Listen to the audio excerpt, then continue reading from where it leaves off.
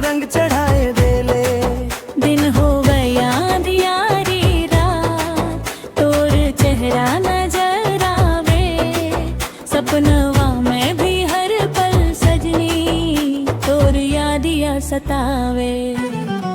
ओरे सजनी मोर दिल के रानी, तोर बिना लगे दुनिया वीरानी। तोर संग जीबो, तोर संग मरबो, तोर नाम लिखे है मोर कहानी। ओरे सजनी मोर दिल के रानी, तोर प्यार लगे सबसे सुहानी। हाथ पकड़ के चल संगे संगे, बन जा मोर जिंदगी के निशानी।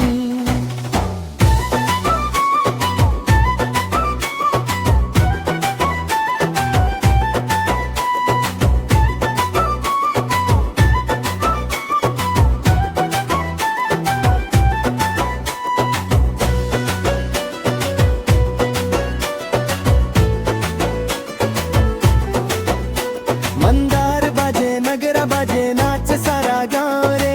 तोर संग रह के लागे सजनी पूरा हो गेल मोर चावे रे। नदिया किनारे बैठ के दूगो देखब चंदा तारा।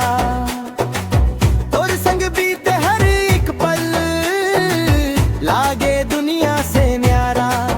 सावन कर रिमझिम फुहार में, भींजे मोर आरमान।